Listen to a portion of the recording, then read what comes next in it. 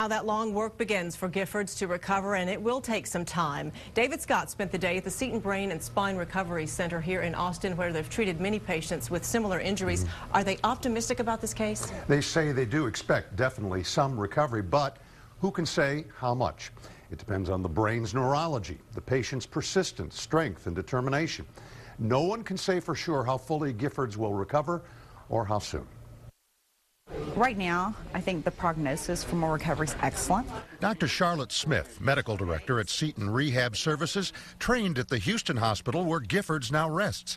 She says the wonderful, complex human brain can train itself to recircuit around the trauma. Whereas we thought that if you lost, like, for example, the left side of your brain, you wouldn't speak again. We're learning now there's speech on the right side, and that the brain actually can teach itself to compensate, which is just interesting and mind-blowing. Dr. Smith has worked with several patients with similar gunshot head wounds.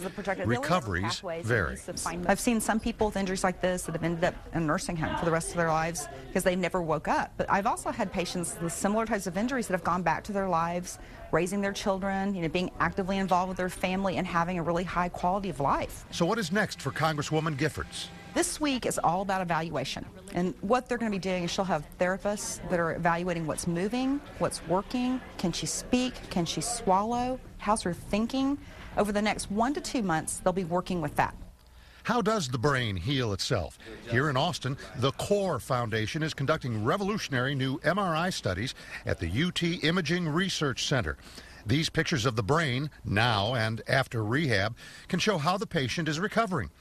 Giffords may begin outpatient therapy in 2 months, but the road thereafter can still be long and frustrating. And one of the hard things is once you get through the part where we know you're going to live, the hard work of rehab can seem very tedious. And having that persistence to stick with it and not give up and to be encouraged and to just, give it the best shot you can for a long period of time is what it takes. So how much will Gabrielle Giffords recover her strength, her mobility, speech, comprehension, and thinking? Will she have any permanent disability or impairment? Those questions can't be answered, won't be answered in weeks or even months. But she's in good hands tonight. David Scott, KXAN, Austin News.